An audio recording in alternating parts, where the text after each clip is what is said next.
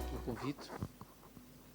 Como já notaram, a PDSI já acolheu uma das preocupações do engenheiro Coimbra, porque aqui, de facto, os operadores têm mais poder negocial do que a AWS, que está sozinha e, portanto...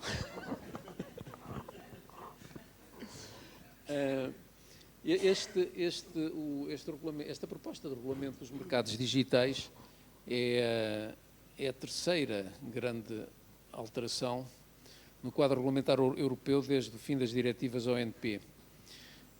Lendo-se à primeira vista, uma das coisas que mais me impressiona é a ambiguidade. Nas outras alterações ficava-se com a ideia que a Comissão sabia para onde é que queria, sabia qual era o problema, sabia para onde é que queria ir e sabia o que é que havia de fazer. Nesta aqui fica-se um bocadinho com a ideia que, num cenário de incerteza, a Comissão quer garantir possibilidades de intervenção regulatória, embora sem avisar e sem esclarecer bem quais é que elas são.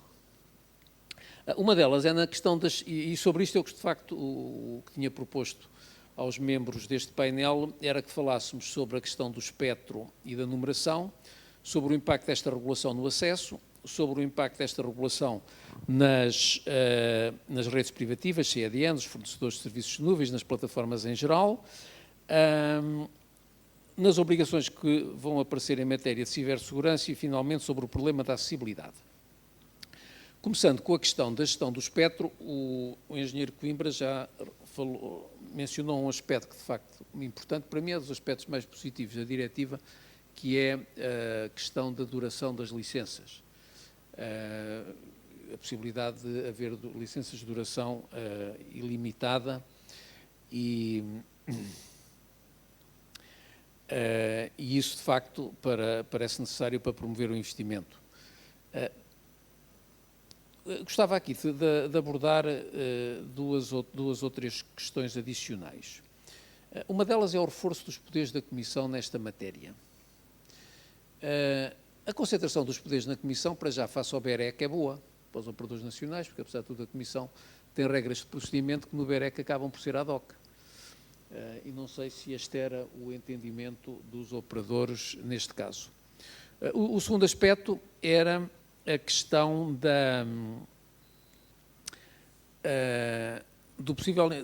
do regime de sanções altera-se. Um operador que faça asneira num país pode ser sancionado no outro. Há aqui um aspecto transfronteiriço no regime de sanções que também não sei se os operadores acolhem favoravelmente ou não.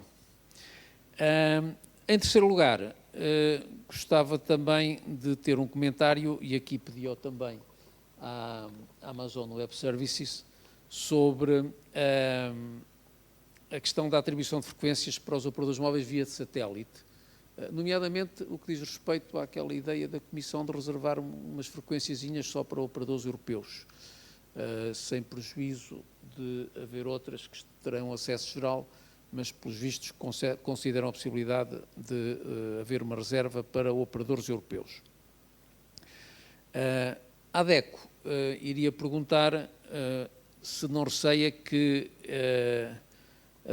o aumento da duração das licenças e a eventual atribuição de licenças por período ilimitado não possa criar problemas que vão afetar os consumidores, por exemplo, relacionados com o comércio secundário do espectro ou com alguma inércia por parte dos operadores na utilização das frequências. Estes eram os temas que estavam aqui em causa. Se calhar começo com os operadores, o que é que acham destas questões, nomeadamente, de facto, do reforço do papel da Comissão face ao BEREC e face aos reguladores nacionais. Nós cá estamos muito agarradinhos ao nosso espectro como bem de domínio público. Julgo que as receitas continuam a ser dos Estados nacionais, portanto, não são transferidas para a Comissão, mas, de facto, o papel da Comissão, não só na questão dos satélites, mas também na atribuição de licenças para os novos serviços, passa a ser um papel muito importante. Como é que veem? Bom dia. Antes de mais, agradecer à PDSI o convite dirigido a nós para participar neste debate, que é um debate de veras relevante. Então, começando aqui pelo espectro, que é de facto um tema absolutamente central para nós, enquanto operador móvel, nós entendemos que, perante o contexto em que vivemos, e que vai perdurar um contexto de incerteza, de volatilidade, é importante que todas as decisões públicas, as decisões regulatórias em particular, contribuam para a confiança dos agentes económicos, contribuam para a certeza e que deem previsibilidade. E, considerando que o setor das comunicações eletrónicas é um setor capital intensivo, em que os ciclos de investimento não só são ciclos de investimento longos, mas que se repetem sucessivamente, é absolutamente fundamental a certeza que advém da atribuição do espectro por um período longo, é absolutamente fundamental para criar a confiança para os operadores poderem investir e poderem exatamente suprir o gap que existe na Europa face a outros blocos geográficos relativamente ao investimento em redes estas que são absolutamente catalisadoras de tudo o que é a economia, a sociedade digital. Portanto, achamos que é absolutamente fundamental e também, quando não houver essa atribuição por duração ilimitada, achamos que é absolutamente fundamental a questão da renovação, a presunção de renovação. Porém, é preciso dizer, e é preciso apaziguar alguns espíritos um pouco mais inquietos, que esta atribuição por um período longo não vem sem responsabilidades, não é um cheque em branco. O DNA mantém um conjunto de mecanismos que já hoje em dia estão previstos, como o use it or lose it, portanto, os reguladores, perante uma não utilização, uma utilização ineficiente do espectro, podem iniciar processos de retirada desse espectro, e esse é verdade, é um mecanismo que já existe e que não tem sido muito usado, mas que está ao dispor e que deve ser usado, porque o espectro é um recurso escasso e deve ser usado, e, portanto, existe esse princípio, mantém-se no DNA. Para além disso, existem outros princípios que são reforçados no DNA, como o princípio da partilha do espectro, que também pode ser mais um incentivo portanto, para fazer suprir o facto do espectro ser um recurso escasso. E, naturalmente, os reguladores têm vários incentivos, porque, mais uma vez, o António já referiu isso na sua apresentação, os operadores não recebem um espectro for free. Não só têm que pagar quando a sua atribuição, como depois têm que assumir pesadas obrigações. Nós sabemos que agora, no 5G, os operadores pagaram mais de 500 milhões de euros, assumiram obrigações de cobertura que valem centenas de milhões de euros e, para além disso, pagamos todos os anos várias dezenas de milhões de euros pela utilização do espectro. Portanto, o espectro não é dado de graça, tem custos. Portanto, e os reguladores também têm mecanismos ao seu dispor para incentivar essa utilização efetiva e eficiente. Dito isto, relativamente ao reforço dos poderes da Comissão, nós percebemos que a questão da fragmentação, a questão da escala é absolutamente fundamental e daí percebemos a necessidade de um reforço da harmonização para aprofundar o mercado único. No entanto, do nosso ponto de vista, a harmonização não pode ser confundida com uniformização. A verdade é que a União é composta por 27 Estados-membros, com múltiplas diferenças, desde logo do ponto de vista da dimensão de cada um dos Estados-membros, do seu poder de compra, naturalmente também do ponto de vista daquilo que são as infraestruturas de conectividade, os pontos em que cada um dos Estados-membros também são diferentes e mesmo as pressões competitivas também são diferentes. E, portanto, para nós, essa harmonização não deve ser confundida com a imposição das mesmas condições em todos os Estados-membros. Tem que continuar a existir o espaço para essa adaptação e continuará a existir o espaço para também a intervenção dos reguladores nacionais e também as políticas nacionais.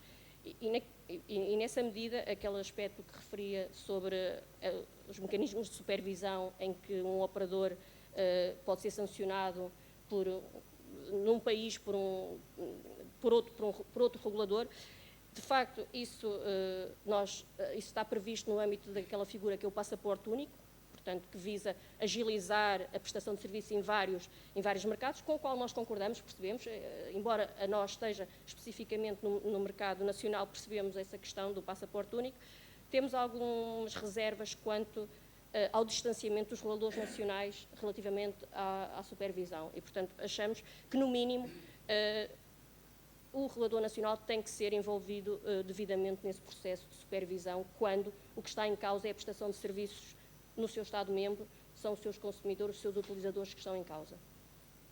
E, relativamente ao espectro, não sei se quer que passe todos os aspectos. Quais são? Pronto, então, Carlos. Posso? Bom dia a todos. Obviamente agradecer o convite à PDCI e com muito prazer que aqui estamos. Temos uma tarefa, de facto, muito facilitada, não é? Porque já tivemos muitas apresentações sobre o tema, a Pritel, o Sr. Ministro, a Sra. Presidente da ANACOM, mas, de facto, o tema do espectro, começando por aí, é o tema central para nós da proposta que está em cima da mesa e surge num momento particularmente importante para a realidade nacional e para os operadores em Portugal. Se calhar um aspecto que não foi tão revelado, não foi tão relevado, peço desculpa, naquilo que foi apresentado, que é o DNA aponta para que sejam conhecidas as condições de renovação 5 anos antes do período de renovação existir. Estamos a falar em 27, nós teríamos que em 22 ter sabido qual eram as condições em que íamos renovar o espectro. E isto não é um pormenor, é um por maior. Porque, obviamente, nós estamos a falar, como foi dito e várias vezes, e o diagnóstico é mais ou menos claro, de setores de investimento intensivo, com ciclos de investimento longos, e, portanto, não conhecer com o prazo adequado aquilo que vai acontecer no futuro é, obviamente, danoso para o investimento, para a confiança dos investidores e, obviamente, faz ter consequências, como também já foram identificadas. E, se calhar, pegando naquela analogia que a professora Sandra usou da Casa dos Frangos, não é? Era como se eu fosse um operador e tivesse uma casa de frangos de churrasco que vendo na rua, que sou obrigado a fazer investimentos no ar-condicionado, na exaustão, nas taxas que pago todos os meses, e que me dissesse o senhorio, olha, não sei se vai estar cá para o ano, mas continua a fazer os investimentos, tu tens de ter um serviço ótimo, os teus clientes têm que estar bem servidos, tens de conseguir vender os frangos todos os dias com as condições corretas, mas se calhar para o ano estás ou não estás. Pode ser que eu mude de ideias e tenha que te mudar a renda nas condições que tens, porque tu não sabes quanto é que vai ser a renda, não sabes se vais ter acesso à esplanade, e à cozinha, e à arrecadação, e à garagem da tua loja, mas está confiante que as coisas vão correr bem. Obviamente estou aqui a esticar um bocadinho o argumento, mas é um bocadinho a sensação que nós temos. Obviamente nós não antevemos nenhum cenário em que o espectro não seja renovado, isso obviamente parece claro para todos, mas o prazo em que vai ser renovado, as condições em que vai ser renovado, são, neste momento, ainda desconhecidas. Sabemos que a consulta está iminente, essa questão, por horas, ou por dias, ou por semanas, também foi dito hoje, teremos uma resposta, mas neste momento não a temos. Do ponto de vista factual, não existe essa certeza. Por outro lado, obviamente, também vimos com muito bons olhos o discurso do Sr. Ministro em falar numa visão muito de futuro, muito de otimista em relação àquilo que tem que ser, o facto de nós podermos usar aquelas que são as linhas de orientação do DNA nos processos futuro, e essa realidade foi verdade em Portugal durante muitos anos. Portugal foi considerado pioneiro em muitos ciclos de renovação de tecnologia e, neste momento, já um pouco no 5G, o Sr. Ministro também o disse, e agora, nesta renovação que estamos em causa, esse pioneirismo pode, eventualmente, estar-se a perder. Obviamente, estamos otimistas, acreditamos que a decisão vai ser uma decisão ponderada e que nos vai permitir continuar a fazer aquilo que temos a fazer, mas, como mínimo, já vem atrasada, porque, obviamente, perdemos bastante tempo sem ter esse problema resolvido. Em relação à questão da harmonização, se estamos ou não em processo de harmonização, nós somos, a Vodafone é um operador europeu, mundial, mas também com a grande... Ficam muito contentes por passar a lidar com a Comissão. Não ficamos muito contentes, mas ficamos contentes por haver alguém que define regras claras, para não estarmos sujeitos àquilo que temos estado, noutros países e também em Portugal, a uma discricionalidade absoluta, onde há um regulador que faz uma análise de um determinado sentido e toma uma decisão que vai contra tudo aquilo que são as boas práticas europeias, os bons exemplos de outras geografias. Falando no tema da escala, que também foi um tema que já falámos muito hoje, obviamente que se nós olharmos, temos que olhar para o mundo, o que é que está a acontecer? O que é que está a acontecer em Espanha, o que está a acontecer em França, o que está a acontecer em Inglaterra, o que é que aconteceu na Roménia, e obviamente a escala local é fundamental. Se não houver escala local, eu até me arriscaria a dizer que é mais importante que a escala pan-europeia. Porque, se fosse verdade o contrário, os grandes operadores o que estavam a fazer é comprar operações e expandir-se do ponto de vista de número de operações. E, infelizmente, se olharmos para os dados também, o que eles mostram é que isso não é verdade. Os grandes operadores europeus têm até vendido, e o caso da Vodafone também, que saiu de alguns países onde operava, e outros operadores, há processos semelhantes em curso. E, portanto, a escala local é fundamental. E, portanto, termos operadores que localmente têm capacidade de investimento, têm capacidade de inovação, é isso que, obviamente, vai distinguir a capacidade de competir no futuro. E a questão da concorrência, e também as preocupações com o DNA sobre o tema da concorrência. O problema, às vezes, é que nós estamos a olhar para a concorrência no curto prazo. E a concorrência não pode ser olhada só no curto prazo. Tem que haver a noção de que eu tenho que concorrer hoje e tenho que, obviamente, beneficiar os meus consumidores hoje, amanhã, daqui a um ano, daqui a 6 anos e daqui a 20. Estamos a falar de operadores, como a Vodafone e como a nós, que estão no mercado há muitos anos, que têm uma perspectiva de longo prazo face a esse mercado e que, obviamente, estão e farão tudo para que a concorrência permaneça muito ativa, salvaguardando, mais uma vez, a inovação e o investimento.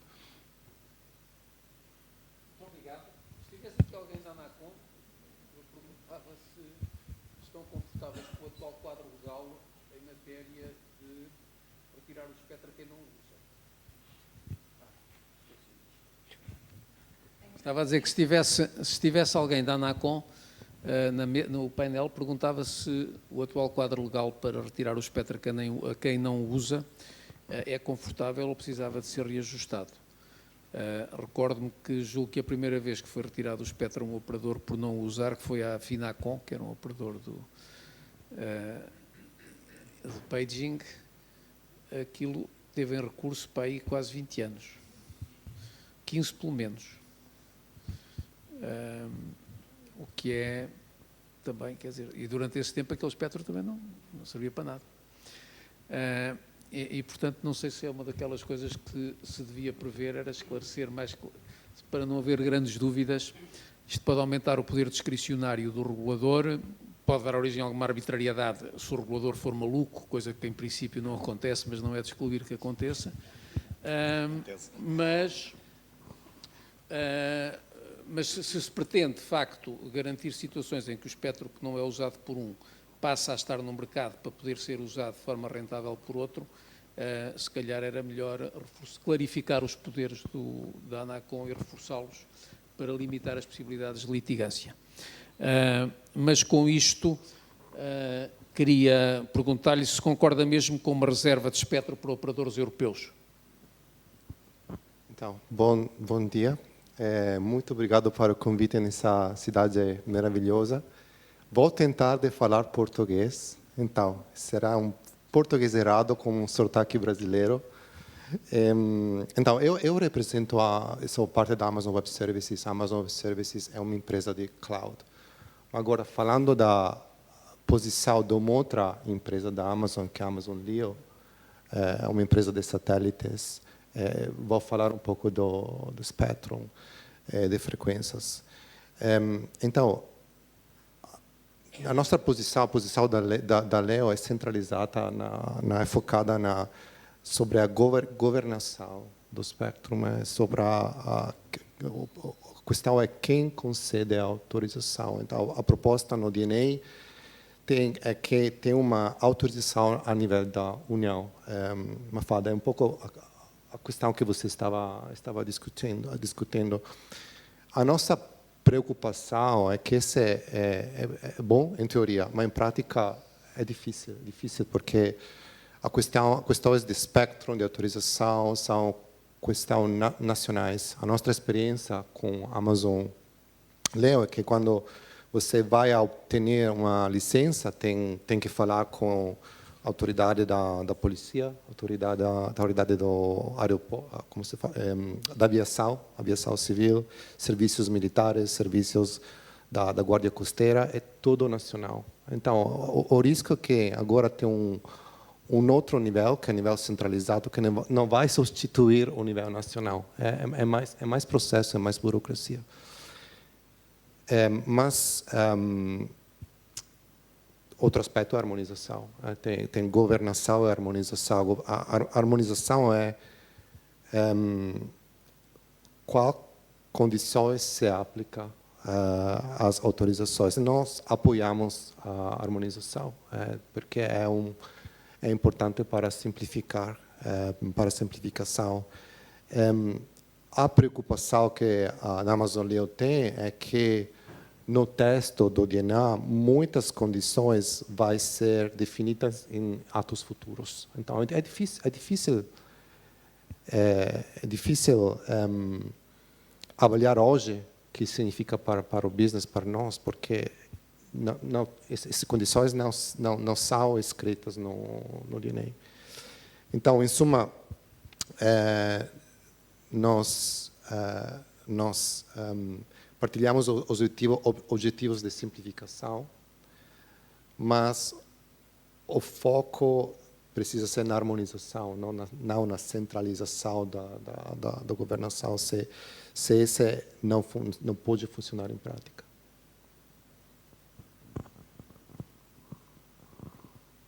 Muito obrigado pela resposta diplomática.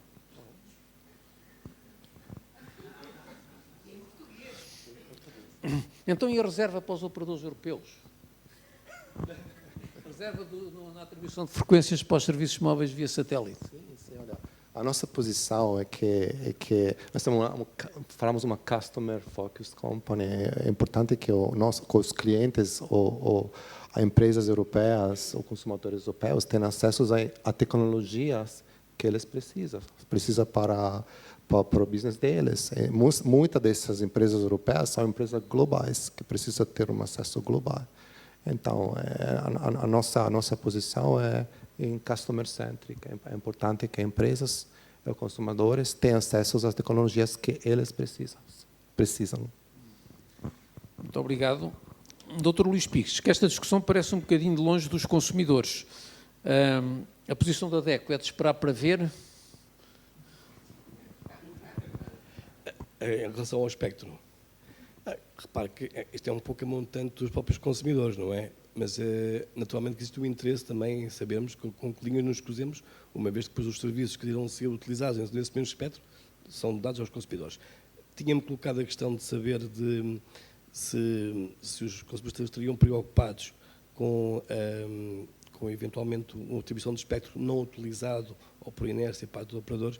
Eu penso que essa pergunta já foi de alguma forma respondida aqui no painel, quer pela Mafalda, quer pelo próprio professor, uma vez na medida em que existem mecanismos, de facto, ao alcance dos reguladores, no sentido de poderem atuar contra os operadores que não utilizem o espectro, mas também é verdade que esses mecanismos muitas vezes são utilizados de uma forma tão lenta ou com tanta inércia por parte de quem deveria agilizar esse processo que, ao fim e ao cabo, não tem qualquer tipo de efeito útil e o espectro não é utilizado. Isso, de facto, preocupa-nos, uma vez que é Mas do vosso ponto de vista, veriam como positivo um reforço das disposições que permitissem o comércio secundário do espectro?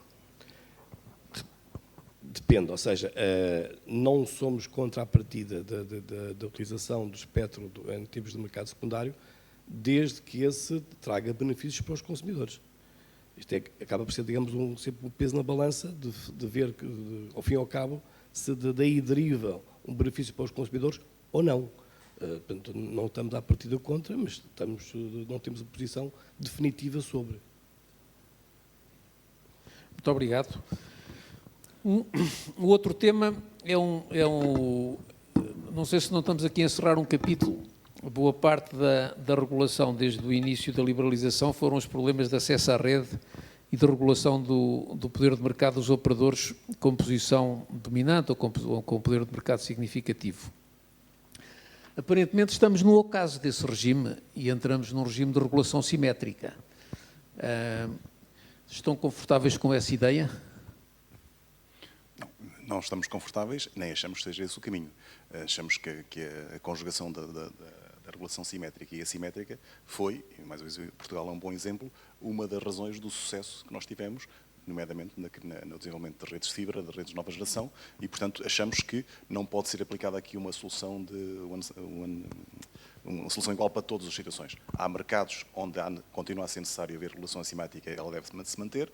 Há outros mercados que, se calhar, estão num estádio de evolução diferente, onde poderá haver uma maior preponderância da relação simétrica. Eu só gostava de voltar um bocadinho ao tema do espectro anterior ainda que foi falado, a questão do use it or lose it, ou dos casos de haver ou não mecanismos para os reguladores poderem retirar espectro a quem não use. Eu até iria mais longe, é retirar o espectro a quem não use de forma eficiente, porque ter o espectro, eu estar a usar o espectro, ter uma antena em Cascais a radiar, não significa que eu estou a usar o espectro de forma eficiente. Eu preciso de garantir, e está nas mãos, no nosso caso da Anacom, garantir que o espectro é usado de forma eficiente. Há um exemplo mais recente, perdoa-me, professor, dizer, que é o caso da Denser, que foi um operador que teve espectro em sua posse durante, na nossa opinião, demasiado tempo, sem o utilizar, nem de forma eficiente, nem de forma ineficiente. Não usava de todo e o regulador demorou, na nossa opinião, demasiado tempo até fazer com que esse espectro voltasse, neste caso, à Anacom. Também esperamos que ele seja colocado no mercado em breve, mas estamos a falar de uma situação onde a questão da eficiência nem se colocava, porque, na verdade, o espectro não estava a ser usado de todo. E, portanto, esses mecanismos existem, não são usados ou não foram usados da melhor forma, mas há a possibilidade de o fazer, e se esse é o contraponto para dizer que as licenças não podem ser de durações mais longas, a nossa opinião é que é um mau argumento. O argumento é, há mecanismos e os reguladores têm a possibilidade de analisar se os operadores estão a usar ou não de forma eficiente o espectro que têm, e se não estão, tomar as medidas, ser consequente nessa análise e, obviamente, fazer alguma coisa para que a situação se termine. antes de dar a palavra à doutora Mafalda, fico só outra vez com a dúvida qual é o quadro legal que se tem de fazer que permita que um regulador tome uma decisão de retirar o espectro a um operador por falta de eficiência na gestão do espectro, de uma forma que um juiz perceba e resolva rapidamente. Esse é outro problema. Mas o primeiro, nossa opinião, está resolvido. Vai O segundo é que não. Vai dar trabalho do ponto de vista legislativo. Sim, eu gostava aqui de continuar a falar sobre o espectro, mas se calhar é melhor avançar, porque temos outros temas também para tratar. E relativamente à regulação da SES. O espectro é fantasmagórico, está sempre presente, pode falar. Não, mas, senão estaríamos aqui, ainda por cima estamos num momento tão crucial no que isso respeita em Portugal, e portanto não vamos ficar aqui o resto do dia a falar sobre o espectro, mas concordo com aquilo que o Carlos acabou de dizer. Os instrumentos existem, não deve haver medo de os usar e sobretudo, não devemos adotar soluções piores com medo de usar outros instrumentos que também estão disponíveis. É só isso. Relativamente à regulação de acesso, claramente que as necessidades de regulação que nós temos hoje não têm nada a ver com as regulações no início da regulação no início da liberalização, não há dúvida nenhuma, e aliás acho que isso é bastante sintomático. Segundo me recordo, a primeira recomendação da Comissão sobre os mercados suscetíveis de regulação ex ante começava com 18 mercados, está agora muitíssimo reduzida. No entanto, nós continuamos a achar que a regulação do acesso é relevante em aspectos muito específicos e concretos. E, naturalmente, aqui estamos a falar da regulação de acesso às infraestruturas civis. Também, como o Carlos já mencionou, Portugal é paradigmático relativamente à relevância que essa regulação de acesso teve para o sucesso da conectividade em Portugal e que faz com que nós apareçamos recorrentemente em destaque em relatórios internacionais no que respeita às redes de muito alta velocidade e somar a essa regulação de acesso o facto de haver uma regulação de acesso às infraestruturas civis baseada em orientação para os custos é absolutamente fundamental. E uma vez mais, estando aqui em causa investimentos de longo prazo, e tendo em conta que uma rede de comunicações e o acesso a essas infraestruturas civis para suportar essas redes de comunicações, como é o caso dos postos e as condutas, é algo que tem que permanecer ao longo do tempo, é extremamente relevante que, para além de se manter essa regulamentação, essa regulação do acesso, também se permita, e no caso de Portugal, uma vez que é um caso de sucesso, se permita a continuação dessa condição de regulação de acesso. No caso do DNA, nós achamos que mantém-se essa perspectiva de regulação do acesso, inclusive a regulação de acesso às infraestruturas civis aparece como o instrumento primeiro de intervenção antes de qualquer outra medida grossista. No entanto, naturalmente que vemos como um passo menos positivo o facto da recomendação sobre os mercados relevantes passar a ter um caráter facultativo. Para nós era importante, precisamente porque o acesso a estas infraestruturas civis é algo que é perene, para nós era importante que essa recomendação, incluindo depois a possibilidade de regulação dos mercados, portanto, das infraestruturas civis, se permanecesse, não como facultativa, mas permanecesse, porque isso seria benéfico para os operadores, daria-lhes certeza e, naturalmente, também facilitaria o processo de regulação por parte dos reguladores nacionais. A minha dúvida vem do seguinte, no atual quadro, quando há um problema, presume-se que esse problema tem que ser resolvido através da identificação do mercado relevante, de um operador com PMS e depois da imposição de obrigações de transparência, não discriminação, obrigação de acesso e preços orientados para os custos. No novo quadro legal acho que é diferente. No novo quadro legal eu acho que o que se espera de um regulador é que identifique pontos de estrangulamento. E depois não está lá com preocupação de definir o que é o mercado relevante, o que é que não é, nem quem tem PMS. Depois tem é que resolver o estrangulamento. E aí, na resolução do estrangulamento, se eu bem percebo o que está na proposta de regulamento, o princípio de orientação dos preços para os custos vai um bocadinho ao ar. Porque quando o princípio de orientação de preços para os custos não é aplicado no quadro da disciplina da regulação do operador com poder de mercado significativo, o que temos são mais expressões do tipo... Para já temos um problema, que é o custo é o custo que a empresa tem ou é o custo que o regulador acha que a empresa devia ter? Atualmente é o custo que o regulador acha que a empresa devia ter, não é o custo que a empresa tem. O segundo problema é, dá-me a ideia que o atual mercado, que esta proposta de regulamento está a tentar encaminhar a resolução de conflitos no acesso à rede e também às infraestruturas civis, dentro daquela doutrina que vem das patentes, os preços FRAND, FAIR, parece-vos razoável isso? Eu posso dar continuidade depois juntas.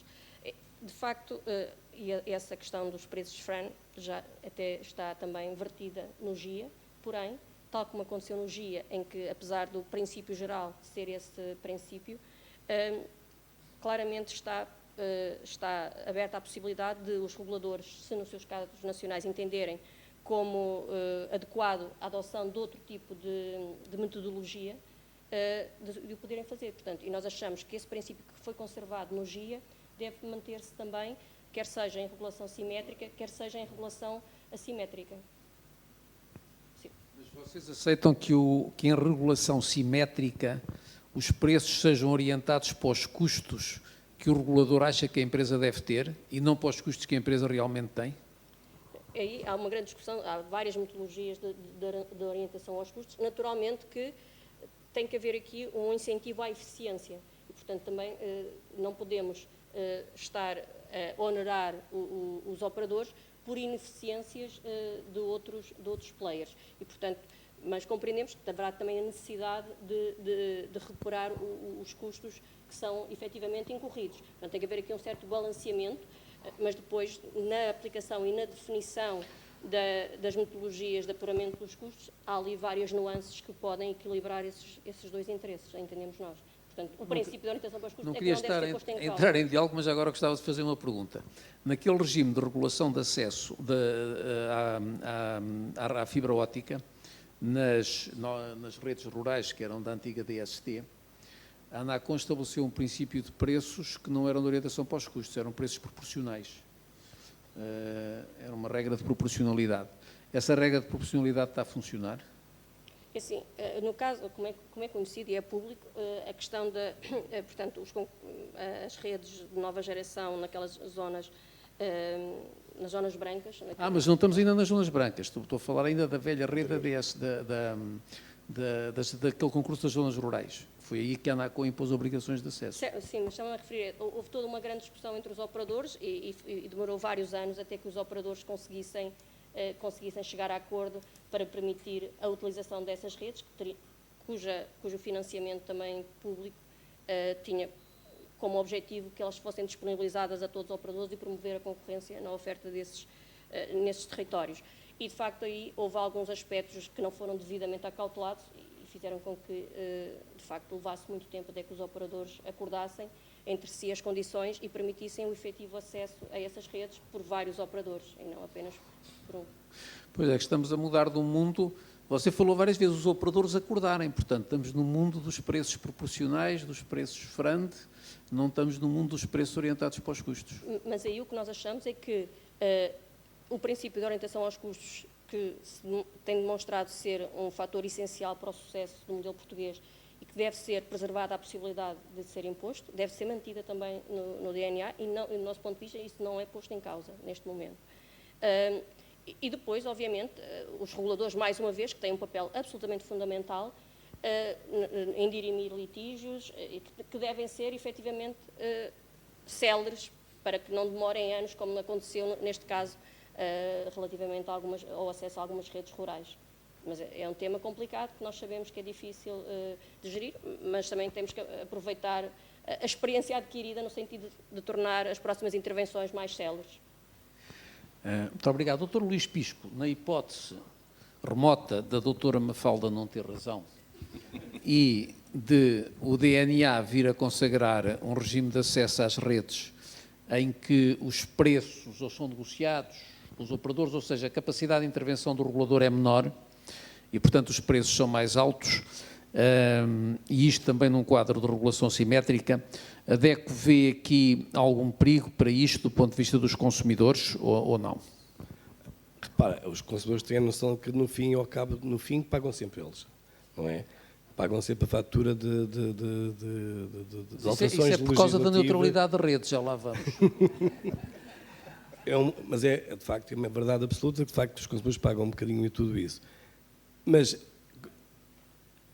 no nosso entender, como há pouco eu tentei referir, a nossa preocupação tem um pouco a ver com isso, ou seja, nós receamos que as alterações que querem ser introduzidas no DNA vão de facto mudar algum tipo de poder de intervenção do BEREC, de uma forma quase absoluta. Repare que o próprio DNA tem um artigo, que agora não me lembro qual, em que a Comissão se reserva o direito de um dia pensar em extinguir o BEREC.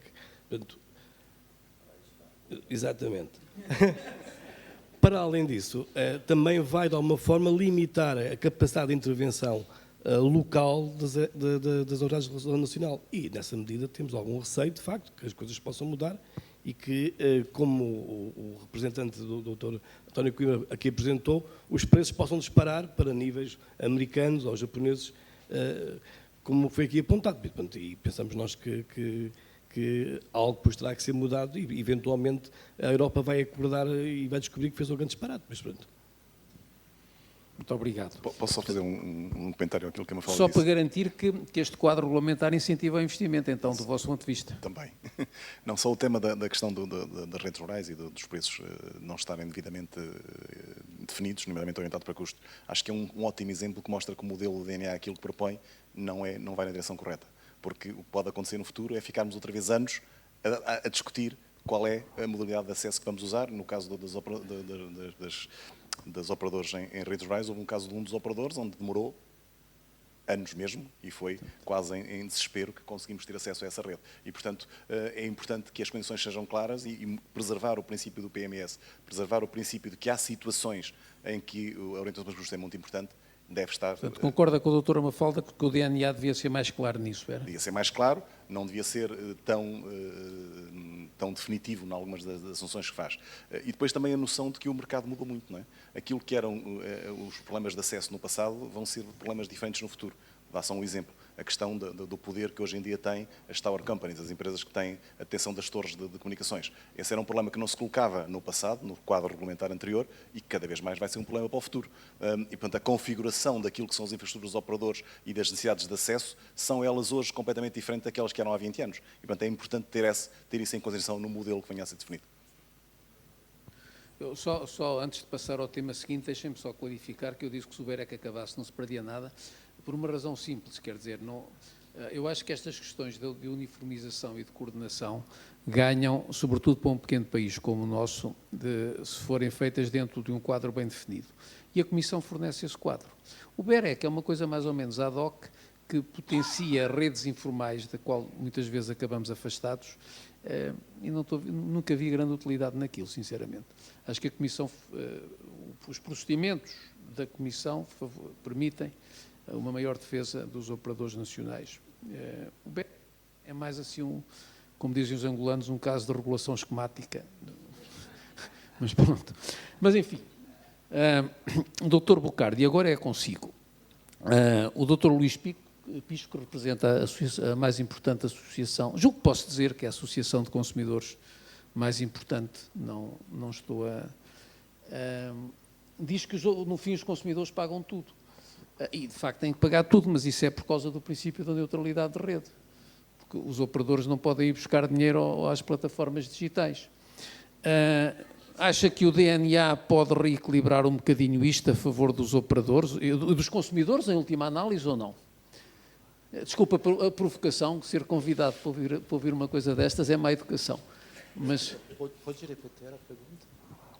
Não, a última parte é só. A última parte era,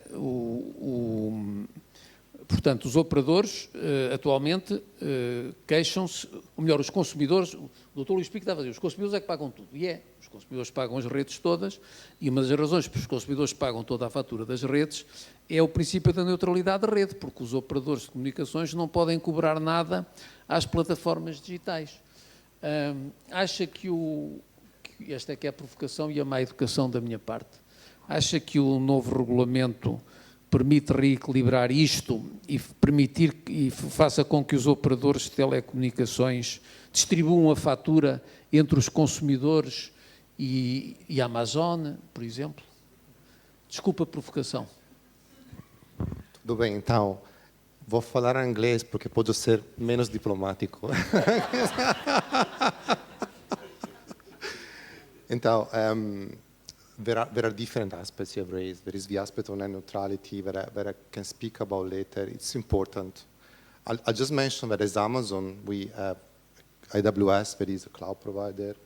We have Amazon Leo, telecom operator, Amazon Prime Video, content provider. So very different type of companies, including one that is a telecom operator, but still, we fully support the principle of net neutrality, no throttling, no blocking, access to all content from all the devices. Because again, we are customer obsessed, and we think that this is important for consumers, this is important for businesses. Now, going to, I know you're all waiting for the discussion on fair share, right? So going there now. First of all, there are some considerations, some presumptions in the DNA that are not backed by data, by reality.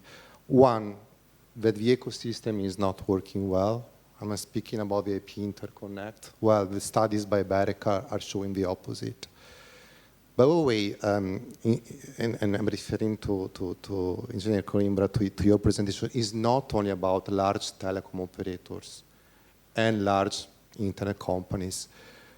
There are millions of organizations that are interconnecting here in Europe. The majority is medium and small.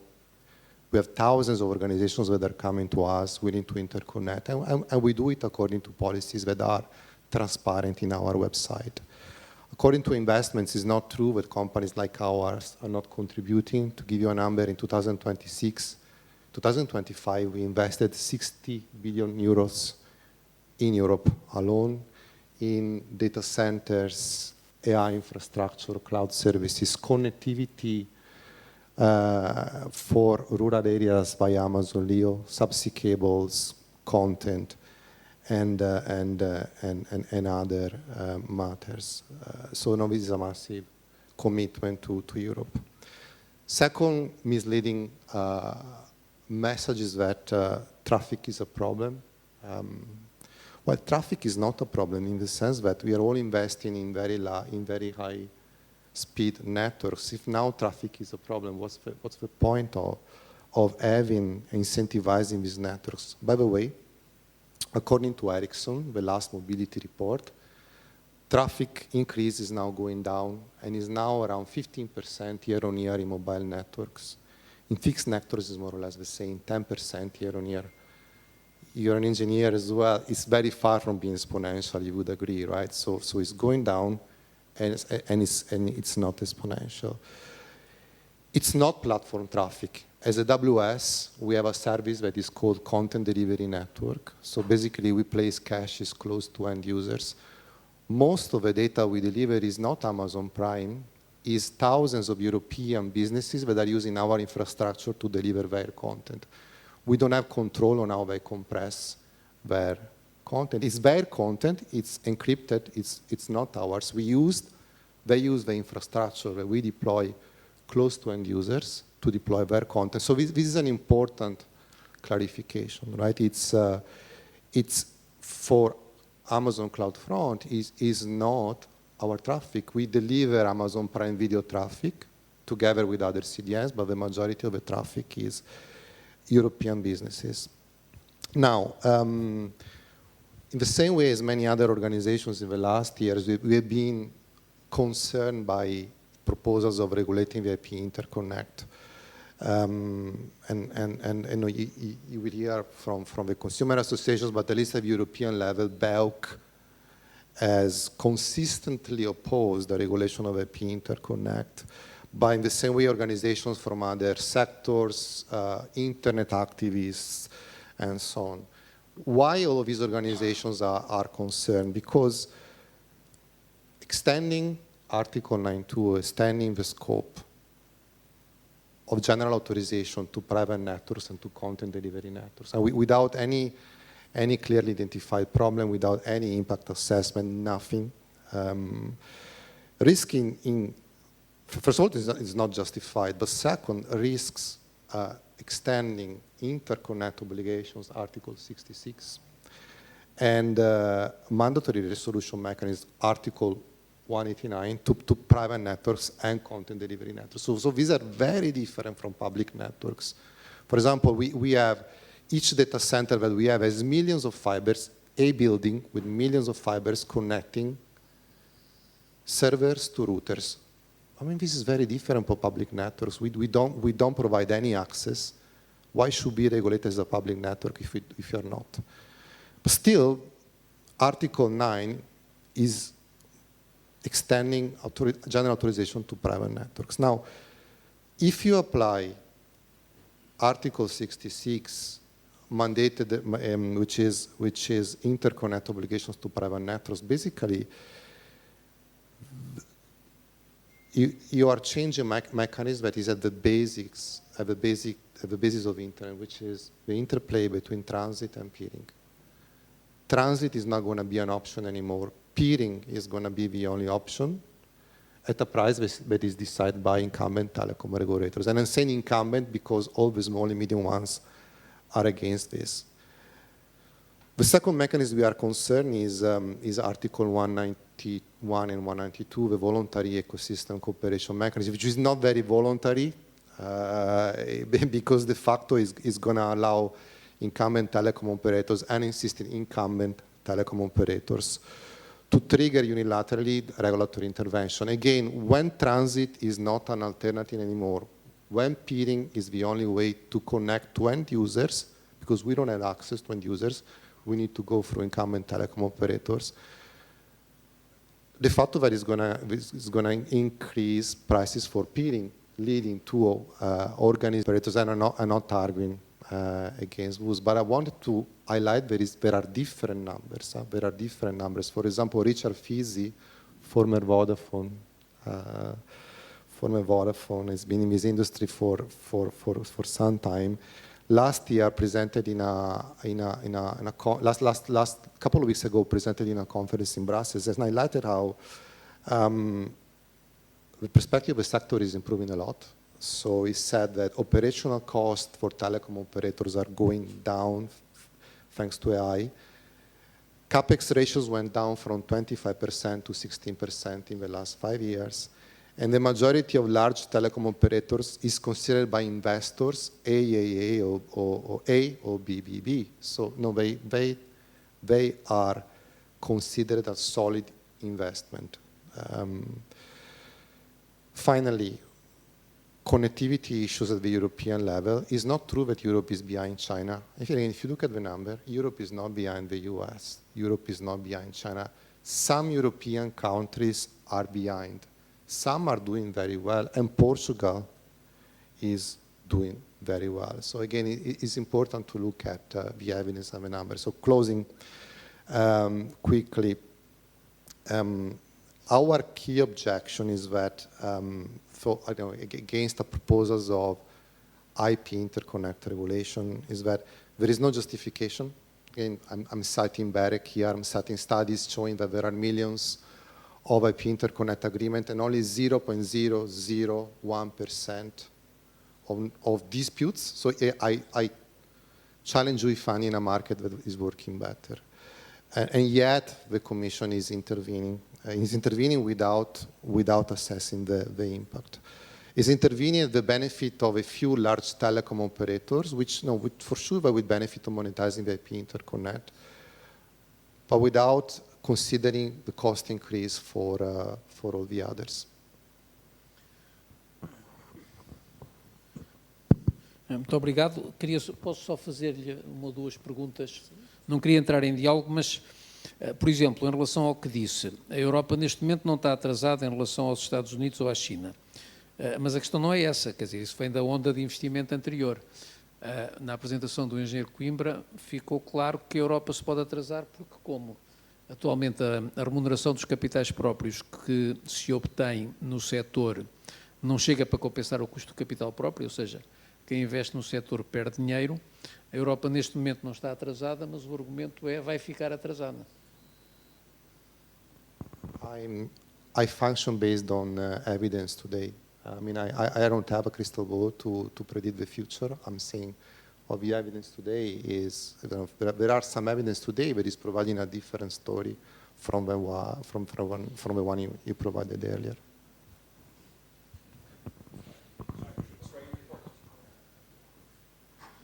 Mas, por outro lado, não acha que, sendo o objetivo da Comissão garantir a conectividade ponto a ponto no espaço europeu, estarmos presos aos conceitos tradicionais de interligação é capaz de ser um bocadinho contraproducente? A abordagem da Comissão no sentido de dizer nós queremos garantir conectividade ponto a ponto e, portanto, isso envolve não só os operadores tradicionais de telecomunicações, mas envolve também os cabos submarinos, envolve também as plataformas de serviços de nuvem, porque realmente, repare, vocês dizem, nós precisamos ter acesso aos clientes finais e os clientes finais estão num estrangulamento, porque só estão servidos pelos operadores de telecomunicações. Mas os operadores de telecomunicações estão em concorrência e eles também têm interesse que os seus clientes tenham acesso aos vossos serviços para valorizar as redes. Isto, em princípio, ora, com o regime de neutralidade de rede, a capacidade negocial dos operadores de telecomunicações está limitada, porque eles sabem que não vos podem cobrar nada.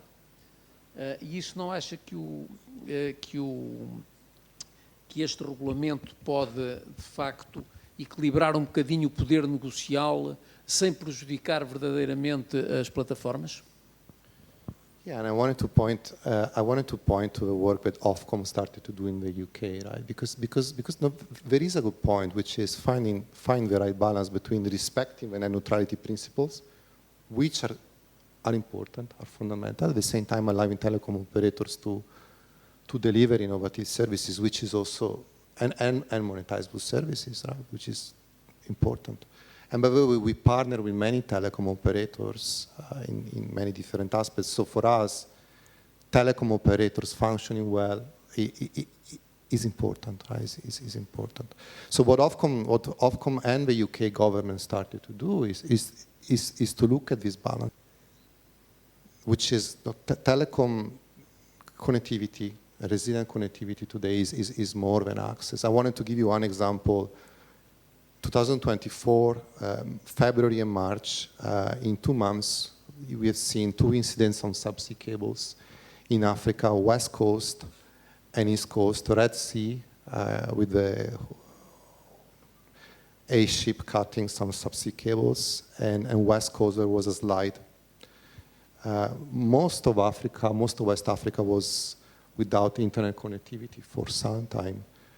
We were able to maintain connectivity for our customers, for our region in South Africa, and that's because we invest in alternative routes, right? So all the subsea cables traditionally are deployed in corridors. It's important for resilience to think about different ways to deploy subsea cables using different trajectories, different corridors, which is what we do. This requires 25 to 40 years investments. It requires regulatory clarity, it requires simplification, it requires that our private networks are regulated in the right way. Fortunately, our assessment on the DNA is that is not doing this, is not providing this regulatory clarity, is not simplifying. And my job is to convince the telecom business unit that there is a clear regulatory landscape for this type of investments, and it's difficult now. It has been difficult to assess what the digital network act means for our capability to invest for private networks. Muito obrigado. Eu julgo que ainda há espaço para... um dos problemas que julgo que está mal resolvido ainda em Portugal, e na Europa também, é a questão da acessibilidade aos serviços, quer a acessibilidade geográfica, quer a acessibilidade de preços. Antigamente, este problema era resolvido mais teoricamente do que na prática pelo conceito de serviço universal, que de facto funcionou foi eficaz durante um período de tempo relativamente curto. Mas neste momento, de facto, há muitas aldeias e zonas rurais e até estradas, caminhos, onde não há cobertura móvel, e aldeias onde não há acesso a redes de alta velocidade fixas ou móveis. Como é que veem o potencial das redes móveis via satélite, dos serviços móveis via satélite para resolver este problema? Em última análise, estes concursos para as redes, para as zonas brancas, se calhar ainda estão pendurados, não é? Se calhar mais valia-se deixá-los lá pendurados a secar ou não. Porque a Starlink, a Amazon também vai ter uma rede de serviços móveis via satélite, certo? E a Comissão Europeia também está a desenvolver aquele sistema Iris. O sistema Iris é um albergue espanhol, cabe lá tudo, mas eles dizem que também querem prestar serviço ao consumidor. Como é que veem os operadores? Como é que a Amazon vê o papel futuro dos serviços móveis? E como é que os consumidores veem a atual situação e formas de a remediar? Começando agora pelos operadores. Muito bem, obrigado. Só antes de irmos à questão da cobertura, só voltar ao tema do fair share, que é um debate obviamente muito interessante. É um debate onde nós, obviamente, estamos e estaremos sempre obrigados a entendermos. Não é? Não faz sentido pensar que os conteúdos vivem sem a rede vive sem os conteúdos, portanto é aqui uma relação que tem que ser simbiótica e tem que ser, como tem sido na verdade, mas o DNA reconhece que há um problema e essa parte é aquilo que nós achamos que é positivo. O que não reconhece é a forma como o resolver, deixa ainda aspectos em aberto, nomeadamente o que é que acontece quando não chegamos a acordo, e isso obviamente é algo que nos preocupa, porque pode impedir que esse acordo exista, como não tem acontecido até agora. Só falando um bocadinho dos argumentos que o Frederico utilizou sobre a história do investimento. É obviamente que é indiscutível que os grandes operadores de conteúdos, os grandes geradores de tráfego, como a Amazon, fazem investimentos muito, muito relevantes nas redes. Está fora da questão. A questão é qual é a parcela desse investimento que é feito nos países, nomeadamente na Europa e no caso em Portugal, e qual a percentagem desse investimento que é feito no acesso local. E a questão do estrangulamento do tráfego não se coloca a montante, coloca-se a jusante. Onde a questão verdadeiramente se coloca é no acesso ao cliente. E é essa a questão que os operadores, como a Vodafone, colocam, é qual é a comparticipação que a Amazon e os outros grandes geradores de tráfego estão dispostos a fazer para compensar o esforço que nós temos que fazer para garantir que o tráfego que eles geram chega em condições, com qualidade, aos nossos clientes. Porque um cliente em casa, quando o Netflix, por exemplo, o exemplo que o António Camilo estava a fazer, um dia passar de 4K para 8K, a televisão deixar de funcionar como ele está à espera, não se vai queixar ao Netflix, vai se queixar ao operador.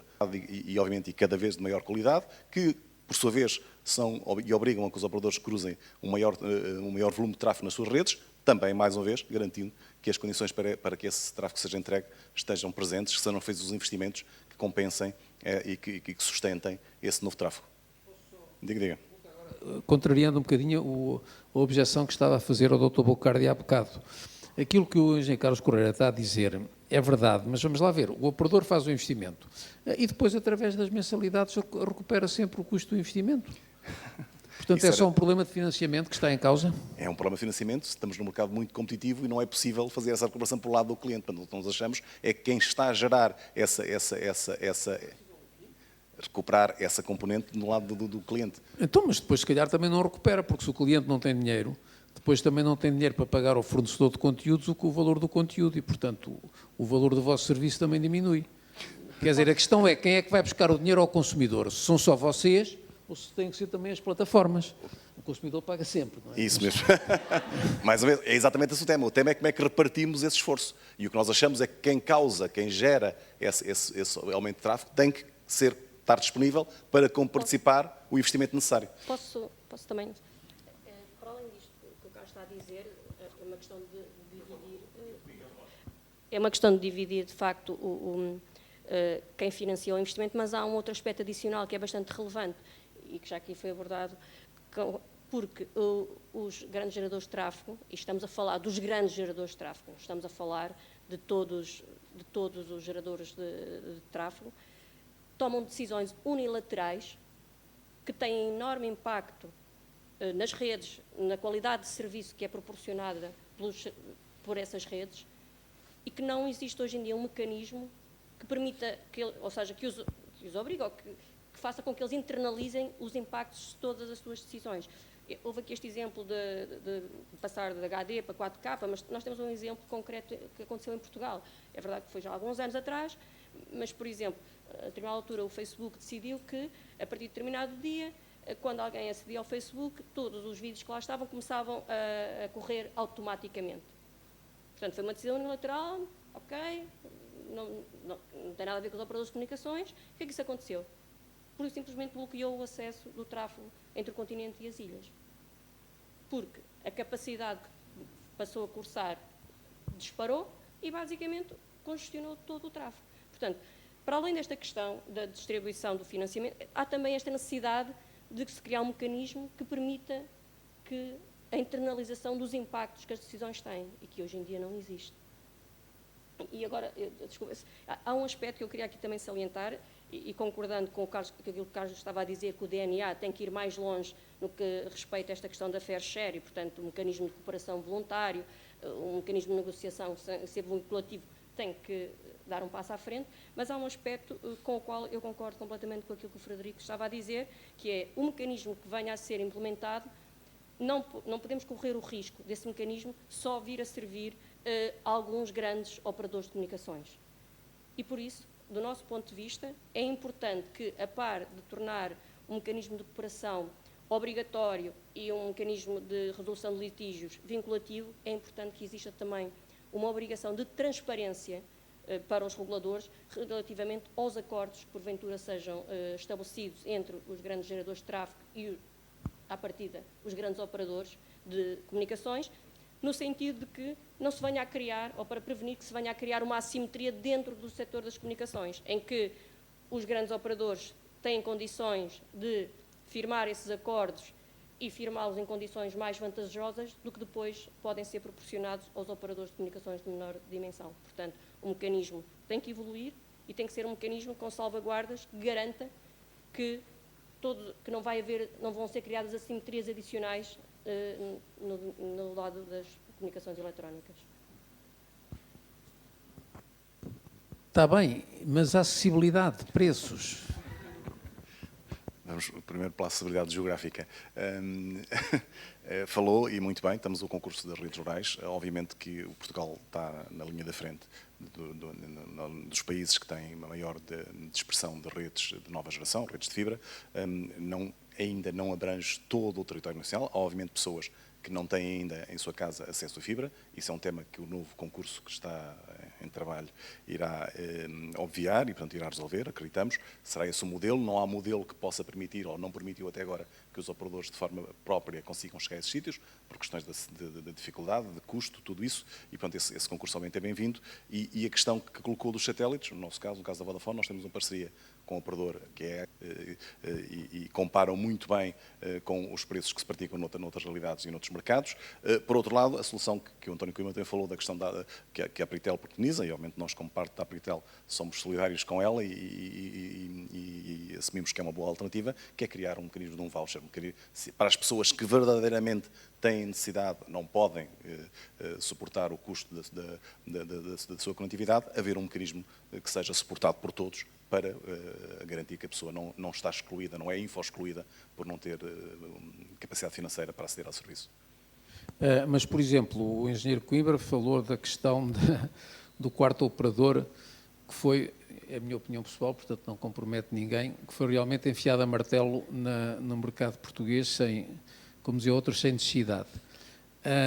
Mas do ponto de vista, é a minha opinião, portanto não...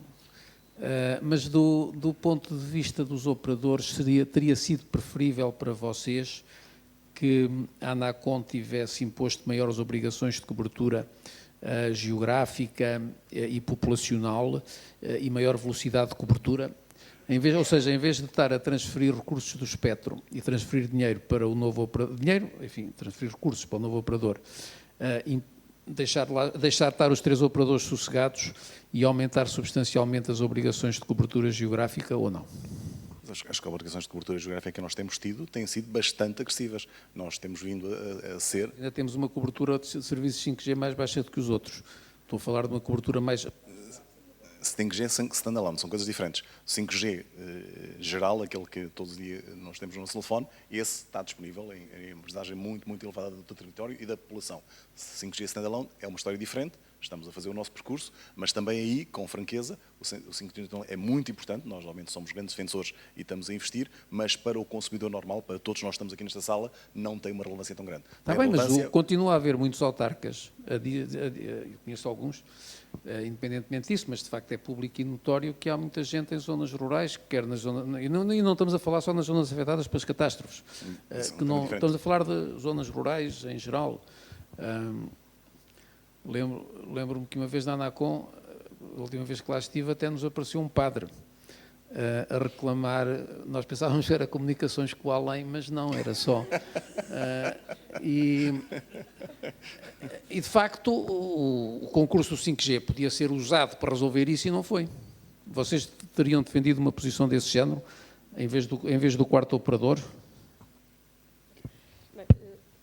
Assim, eu só... Esta pergunta é muito pouco cristã. Não, mas situando as obrigações que nos foram impostas do ponto de vista de cobertura no 5G, nós tivemos o pior dos dois mundos, porque nós tivemos preços altos e tivemos obrigações extremamente exigentes que comparam, ou seja, muito exigentes comparativamente a outros países que nos impuseram.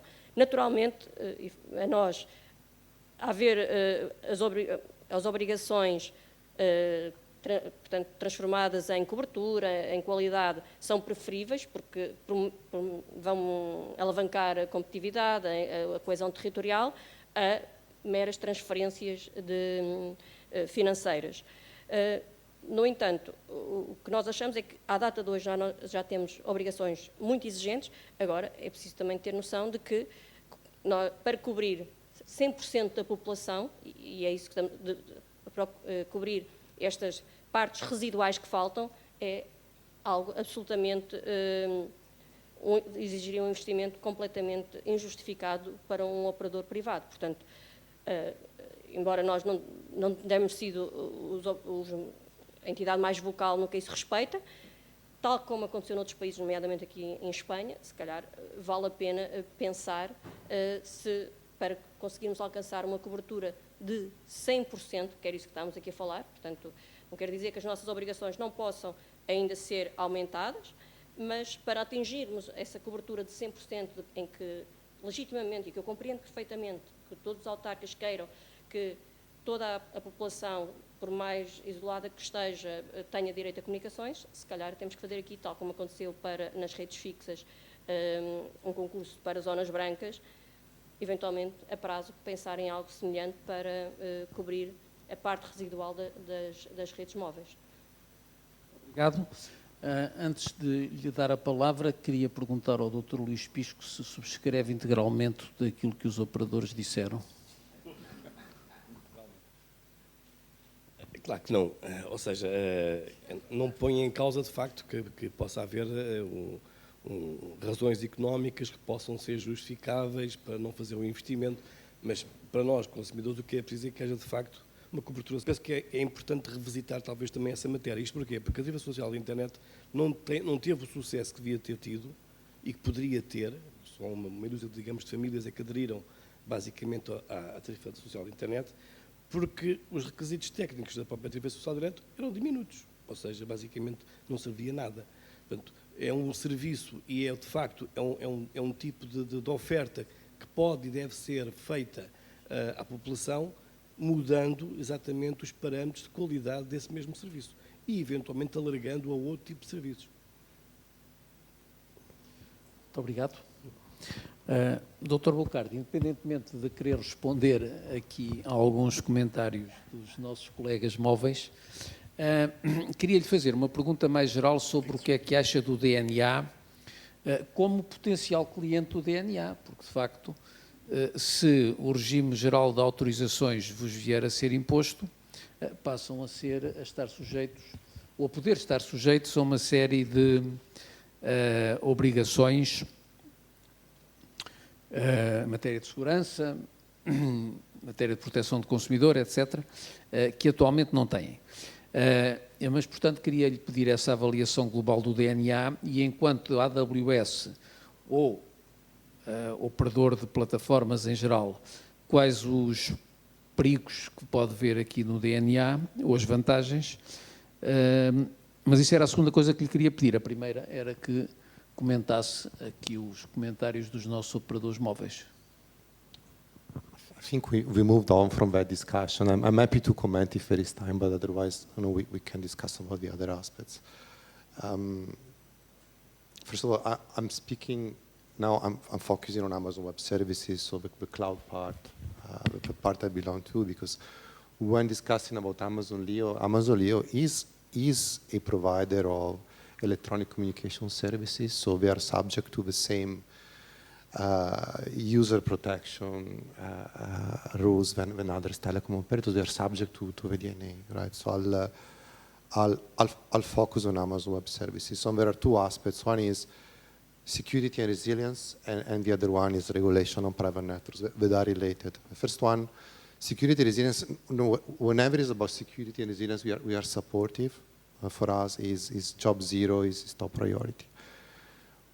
What we see, though, is duplication, and I'm going back to Sandra Maximiano's slides. We see, and Engineer Coimbra, this is something you highlighted as well. I have duplications between horizontal and vertical regulations. So we see duplications as well. I'll give you a number. According to a study Amazon commissioned to Strand Partners, a European business in average pays 42% of VAT budget for compliance. 42% of VAT budget for compliance. It's a lot. That was 2026. In 2025 was 40%, so it's going up.